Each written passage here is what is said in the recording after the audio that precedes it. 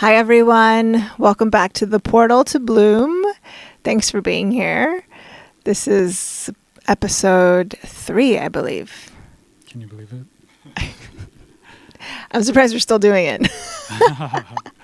Well, we felt really inspired to share tools that actually make a difference in people's lives. We're feeling like it's getting harder and harder to do that in any other medium. We were looking at our email and Instagram, Facebook. There's no way to reach people in a more meaningful, deep way than through voice and video. So here we are.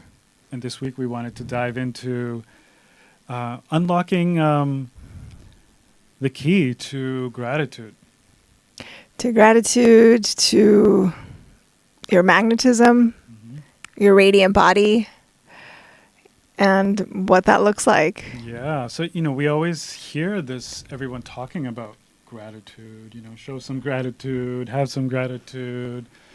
But I'm not sure, how many people actually have unpacked gratitude, and because we know it's something that me and Myra have been doing for the last 20 some years is taking these kinds of concepts, and what we pride ourselves on is taking kind of the woo-woo and putting it to work. We have so many tools that we use that most people look at and think, oh, that's kind of woo-woo, but for us, we make it work. And so we wanted to share a secret with you about how we make gratitude really work. Who's in? Anybody? I mean, we're the proof in the pudding. How did we end up in Bali? Gratitude. How did we end up having almost 3? We have 2 successful shops that are still alive. A lot of small businesses pop up and pop down. Yeah. And ours are, it's that gratitude vibration. It's that gratitude frequency. It's that, understanding of your 10 bodies. And one of those 10 bodies is your radiant body, and how to apply it, how to feed it, how to nourish it, how to expand on it, and how to become a magnet for that which you want to call forward more. Yeah. So I was writing the title for this, and it was basically how to 10x the power of your gratitude practice. 10x. Very Capricornian of me, but it's true. I feel like, you can. There's what I see for most people who actually don't viscerally understand what it feels in the body. If someone tells you, "Hey, be more grateful," or maybe start a gratitude practice, like, even if it's more even prescriptive, like, "Hey, write for 5 minutes all your gratitudes in the evening or even in the morning." Even that prescription could have a lot more depth to it, and specifically what we find that works, that makes, this is like what we wanted to share today is how to move from like just going through the motions of being grateful to actually really doing it, to really embodying it. Yeah, to really feeling it, because you see those people who are like, yeah, I'm grateful, but their skin doesn't show that, or their posture doesn't show that, or their work and their income, sorry to go there, but doesn't reflect that sense of gratitude, and they've been probably telling the story on and off, but also we have faces that we put on when we're in dialogue with others, right? What's happening in the bathroom or what's happening in your bedroom or in your own home is different, right? And what we're trying to teach you or trying to share what's worked for us is that it's inside, outside, inside, outside. It's all around times 10. Yeah. So one of the first things to recognize is, we're kind of, globally, we're in a war for our own attention. And our soul, maybe. We were driving here just now on our scooter, which we are so grateful to be doing in the sun. It's just every time we're in it, it's just like, wow, this is our life. And I'm so grateful that we get to do this. So there was a sign that just said free breakfast something, right? And I read it. It was a split second. And I saw something about anti-fascist something. And I'm like, whoa, that said something about breakfast. But I was reading some kind of anti-fascism thing, and that's because, the last, 40 some days or so, I've been really kind of engaged and trying to understand what's happening in the Middle East and seeing how media and everyone is playing a part in this kind of global hypnosis, right? And I've seen that, how where you put your attention on, your subconscious mind, it just keeps expanding. Yes. Yeah, your subconscious mind will start to look for those things, and so gratitude is a way to self-hypnotize yourself in the direction you want to go. Yeah, in the goodness. And it's not bypassing. This is the struggle too. It's like we have to kind of be careful in this domain of how we're speaking about A and Z. And to be frank, it's really about choosing how we're going to change the world. And it starts with a thought form. Everything in creation was seeded through thought. Right? Before the word was the thought, and the thought was the word, right? And then everything came to be. And with that, you have to be participating in the dialogue that is happening inside. And so, looking at this hypnosis idea, the first things first is we have to kind of come to an agreement that, wow, my belief system, my automatic way of being is running the show. And this is what a lot of what Kundalini Yoga deals with, is to help you reprogram and clean the unconscious, right? The subconscious mind, right? And so what's automatic in our lives is, if everything around you, it's your bills, it's your parents, it's your culture, it's your upbringing, it's all your failures you've ever had, whether or not you liked school, your identity, all of it, all the beliefs you've learned in yoga and all the beliefs that everything you've learned is there.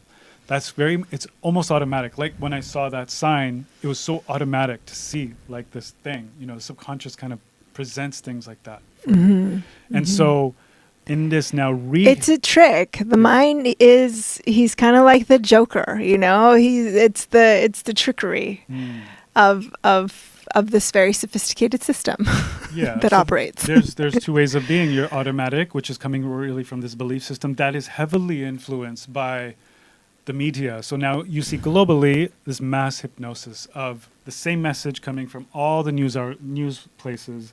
Everyone's trying to say the same thing. The whole world kind of goes through this kind of hypnosis. You saw it during the pandemic, that everyone was kind of in this hypnosis of like, this is what's happening. And some people were kind of like, hey, what about, this and that? And they were like really shunned upon because it wasn't part of the mass global hypnosis programming that was happening.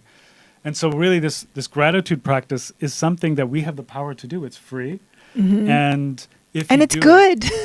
It's good. It's good for you. It's, we're not trying to take down an empire. We're not trying to murder babies. We're trying, I'm sorry, but you know what I'm saying? Like we're trying to dissolve the borders. We're trying to expand the good. We're trying to, see the good. In this more, so this is about moving from an automatic way of being in the world to being a more purposeful way of being in this world, right? And so in all spiritual practices, Buddhism, Kundalini Yoga, Earth Wisdom, all of it, the first thing you do always, and specifically the key to unlocking gratitude is, you are what you radiate, number one. We radiate out. So the first thing we got to do is clean this thing that we're radiating out. So all practices, the physical yoga practices, the mental, the kriyas, all of the things is about cleaning. It's about emptying. Yeah.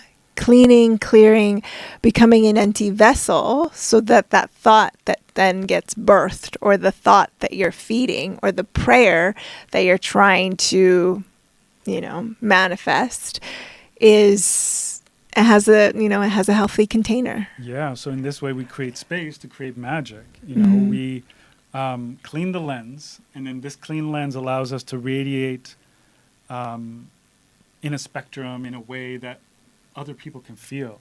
When you've actually been able to align yourself to the proper frequency of alignment, wherever you go, you become this kind of magnetic force. People see that, they feel it. It's very natural. And you can do it in like a week. 1 week of like very specific practice, and you can really unlock it. And just, to give you a kicker, if you just want to prove the thing wrong, try it. Try it.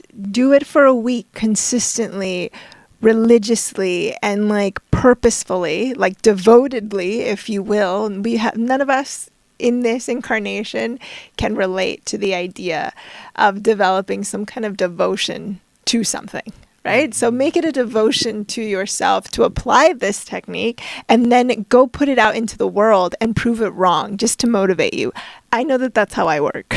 I need to prove the thing wrong in order for it to work, right? Yeah. So if there you are, you're like, okay, I need to do a gratitude practice, and someone told me to write all my gratitudes every night. Very positive thing to do. But how you can 10x take it deeper is simply by, before doing that, clear your mind and clear your heart. So there's practices that are in Kundalini Yoga that allow you to do that. If you're just focused on writing, then get the junk out, get it all out first. But the best, kind of the most powerful way to do it is something like, some of the practices that you do in Kundalini, like add a 3-minute Kriya before you start the writing practice, for example. Yeah, we have 2 really beautiful teachings that we want to share today. One of them is known as a fist of anger, and fist of anger really hits. So in one of the bodies, another body, so I spoke about the radiant body, another body is the arc line body, and it runs from earlobe to earlobe, almost like a halo. And you see that a lot in Renaissance paintings, and even paintings beyond the Renaissance time.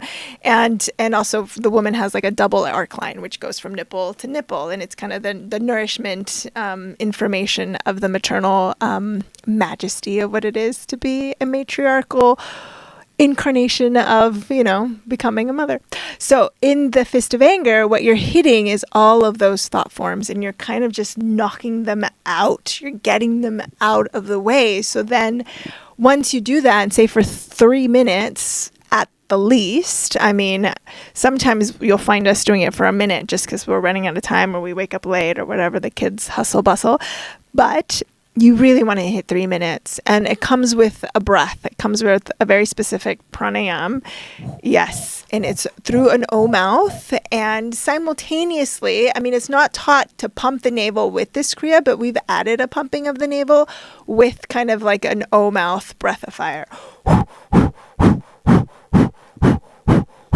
And then the mudra is the hand. The thumb is right underneath the pinky, right where the pads of the hands and the extension of the pinky finger meet, and then the rest of the fingers are over top. So in Kundalini Yoga, we recognize that you hold the planetary commands in your hands, and the thumb is a representation of you, right? It's your ego, right? So we keep it here. We give it all the planetary commands of the rest of the fingers. More on that later. And then you just, you want a demo? Yes.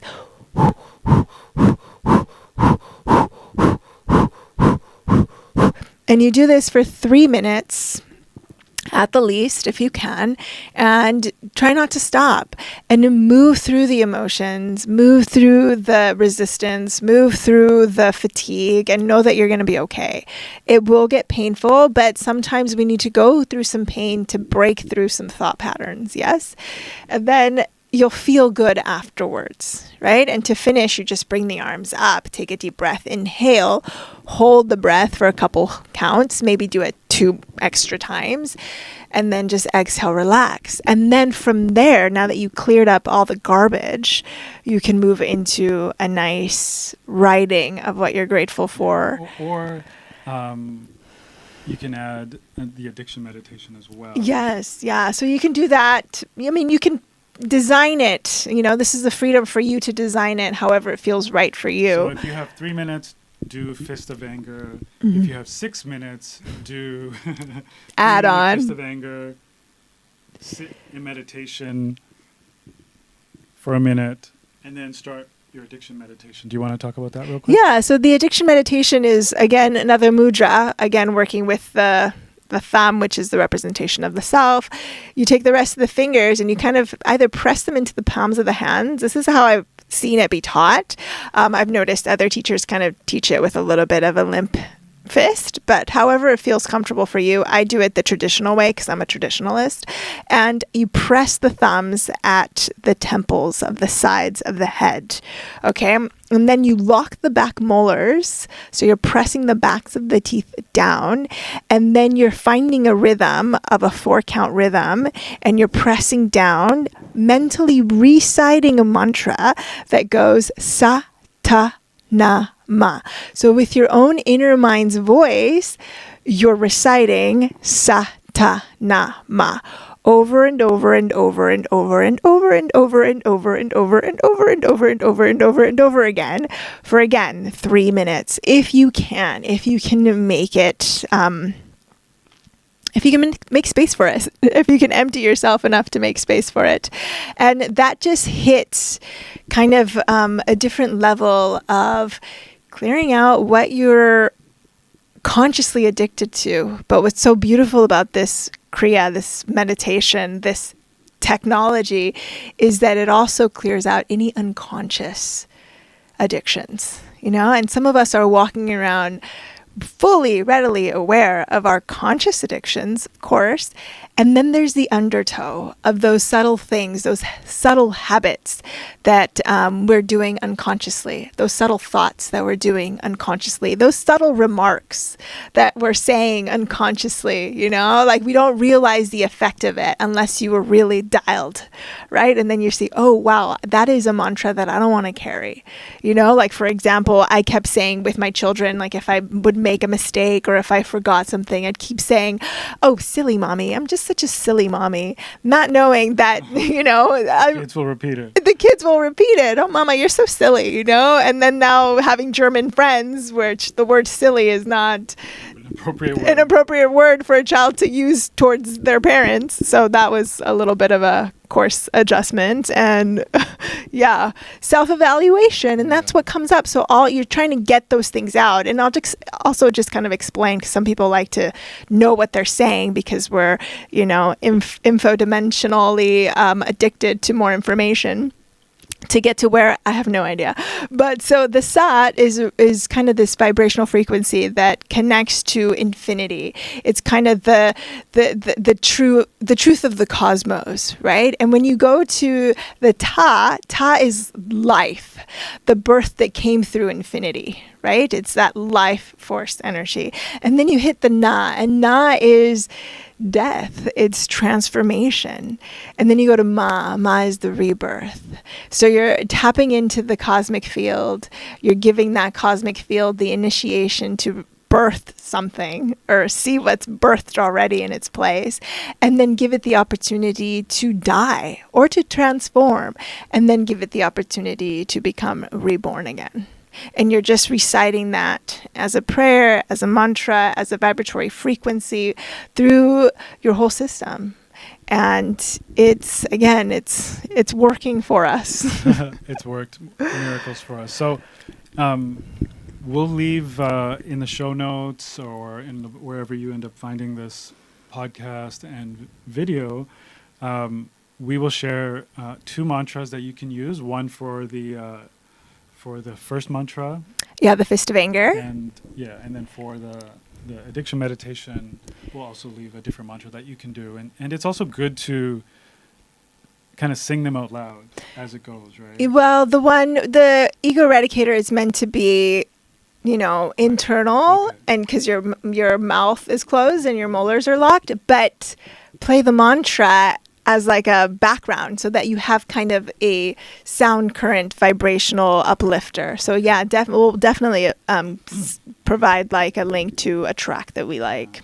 Something that really moved me, one of our teachers, her name is Tej Khalsa, more of your teacher, but also became my teacher over time. That's what happens. A direct student of Yogi Bhajan, and she's kind of holding the tradition right now as the elder. Right? Yeah, she is the elder. She held all the archives. She was like the archive keeper of all the teachings. And one of the things that she did when we went to one of her classes was she was like, there was this one meditation where we were going like this. And I can't remember what that one was called, but how she explained it was these thought forms of ours are all in our sphere. It's all here. And so that's why, like fist of anger, you're literally moving it out. But in this one, she was explaining, you're like knocking it right out. So that's kind of what we're doing, is we're taking these thought forms that are not fulfilling for us and getting them out of the way so we have a clear lens. And when you have a clear lens, that's when you can really tap into the power of gratitude. That's where you can take it much deeper. You could take it deeper, and also you start to radiate a different broadcast.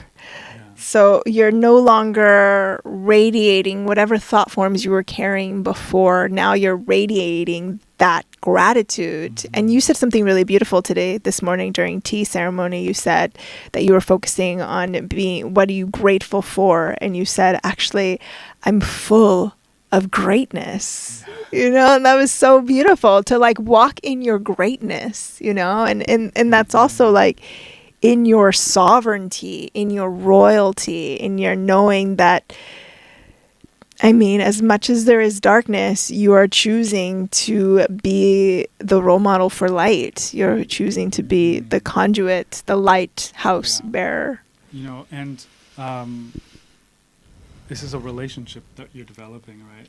Gratitude is a practice. Gratitude is a relationship. You know, and how you build relationships is practice. You need to befriend what you're grateful for. Yeah, and it takes practice. It has to be done like every day. You know, it's not something you do when you, oh my God, I need something now. It's not just a full moon practice. It's every day, every waking breath. Every breath is a gift. Yes. And so some things that we've been playing with lately is, you know, creating new energetic containers.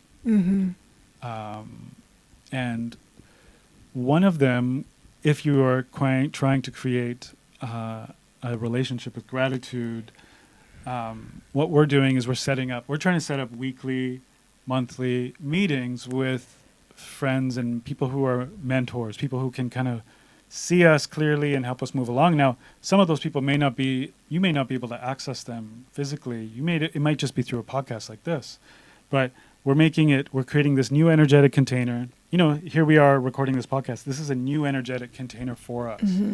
And so that's another thing you want to do is what new energetic containers can I create to express my gratitude for life, you know? So meeting a friend once a week for you, like on the beach, going for a walk, you know, that's a gratitude container that you're creating, you know? And we start designing more and more things to be grateful for. It's like, wow, we went and saw the sunset with our kids. I'm grateful, you know? And so it just becomes a full-on lifestyle. Now, the other thing I wanted to talk to you about that really blew my mind in regards to the Kundalini Yoga technology was, because it's all about like reprogramming the subconscious mind, right? And we all know like television programming, right? You're being programmed by what you're being televised to do. All the movies you've ever watched have programmed you. Your Hollywood. Instagram, your Facebook, all the media you've ever been exposed to and are being exposed to right now is programming. And so this is a war between that programming and your self-hypnosis programming. And so the thing that I've been most fascinated with is that the most powerful programming is through my own voice. So the things that I say are my subconscious mind will listen to it 1,000,000 times faster and more than say the voice of somebody else, right? And so, you know, this kind of my own voice, you know, there's a power of my voice, that I have this power, that I can speak things into reality, right? Well, it's a frequency thing. It's like petting an animal, right? You pet a kitten or a puppy or a dog, and their whole body, their nervous system just like lights up, you know, and they want to get closer, they want to rub up on you, all the things. When you hear the reverberation of your own voice, it's like the hair on your skin lifts up, you know, on a subtle level, of course, but it's your own nervous system recognizing itself outside of you. So it lights up and it becomes much, much more magnetic, like it's able to receive that. So if, again, your inner dialogue is not matching, and there's also techniques that I know that you want to share around, singing, listening to yourself, recite the mantras, not rewrite the mantras, but re-rhythm the mantras is something that we like to play with. Confession, I couldn't watch the first episode of our podcast. I just couldn't. And that's not that long ago. Just a couple weeks ago. Now we're on episode 3. I watched the second one, and then I'm like, oh, I really like this sound. I really like my sound. And I just felt more... So sexy. I felt more confident in myself. And then I rewatched the first one. I'm like, wow, okay. So it doesn't take very long. You just have to do it. You just have to create a relationship with yourself. So this own sound thing has been really powerful for me. We can't just go through the motions. You have to do it, Yeah. You have to apply it. This is the era of applying. Aquarian age is the era of actually applying everything that you read about, everything that you studied during the Piscean time. And that goes back to lives before lives, and then now it's like you gotta open up that crock pot and start cooking. So here we go. So we got the programming we know is there. Television, movie, media, social media, all of it, ongoing program. Now we're going to choose to do our own self-hypnosis. We're choosing to create what we want to program into ourselves and what we want to radiate outwards. And radiating outwards, another powerful gratitude practice is radiating outwards into the future self.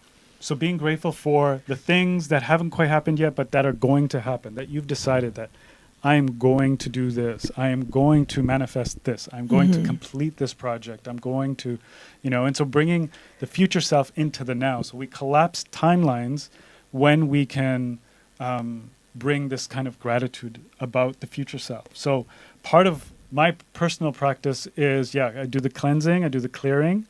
So fist of anger, addiction meditation, and then a writing practice. And this writing practice includes the things I'm grateful for right now, but then it also, the things I'm grateful for happening. So I begin to create kind of this visualization, this writing about, hey, for us, it's like our next big project is we're building a shop in Ubud. I've been super grateful. I've been seeing the completion of it. I've been seeing the people happy there, our new staff, our new team, the people we're able to serve, the charities we're able to do, the joy and happiness of everyone that touches and is a part of it. So bringing that, again, that future self into the now. So future gratitude now.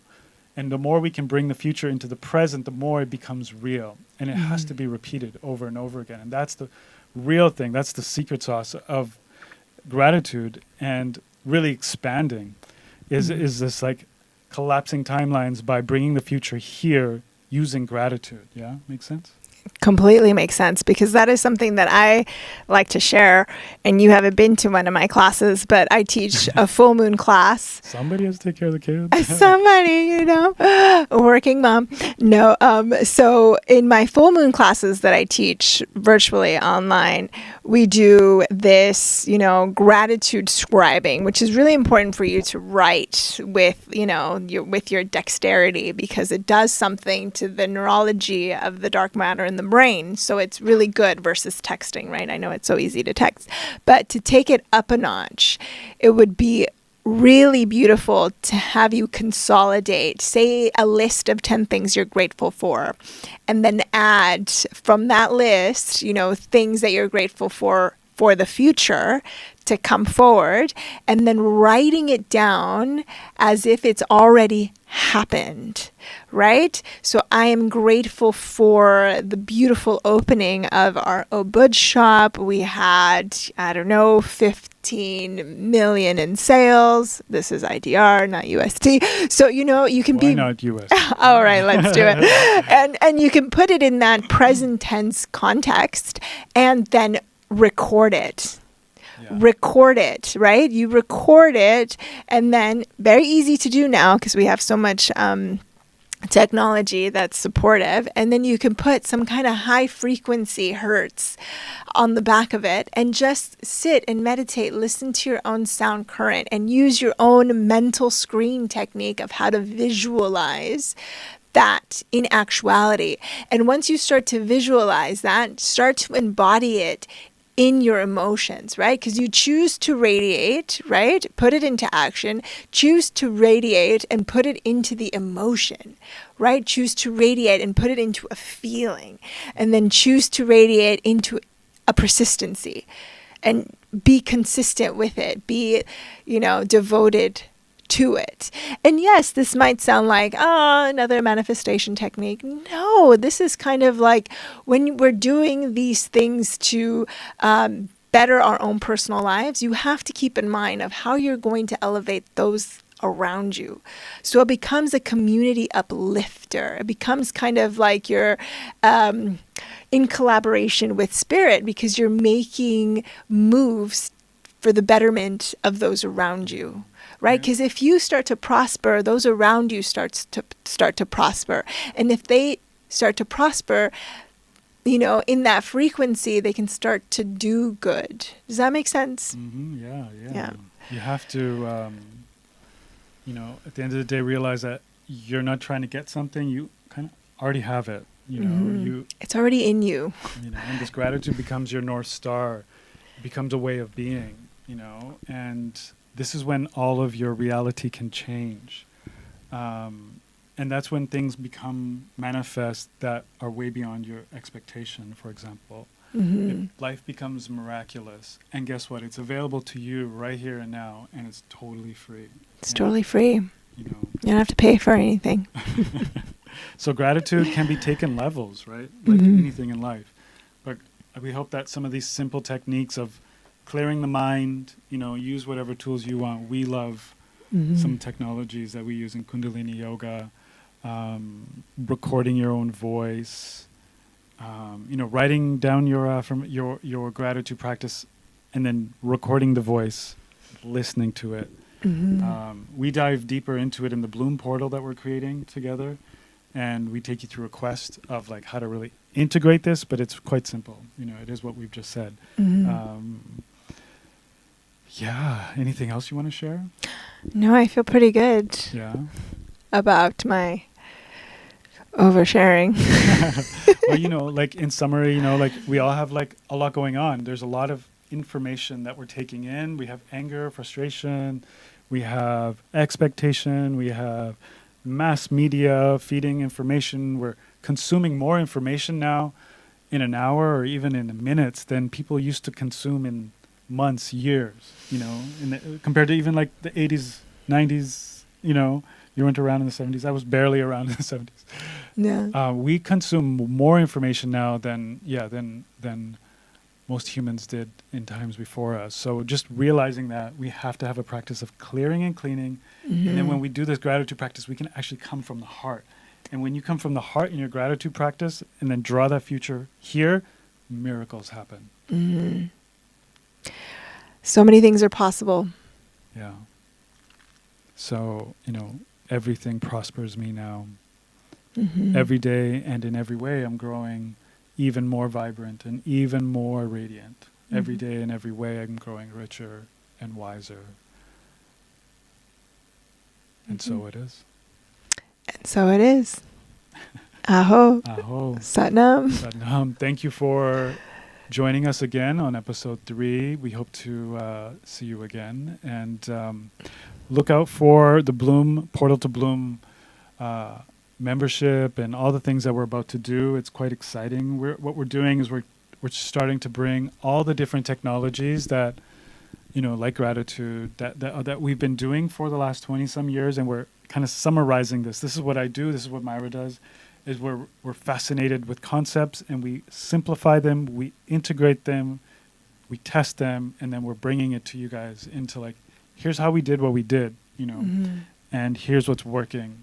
And go try it out. And we want to kind of try to bring people together in a community again. We used to host a festival, and it was so amazing to have a community like that. And so right now, we're going to try to do it again, but we're going to do it through the Portal to Bloom website and the things that we're putting together. So it's super exciting. Thanks again for being a part of this, and we'll see you again next week. Yes.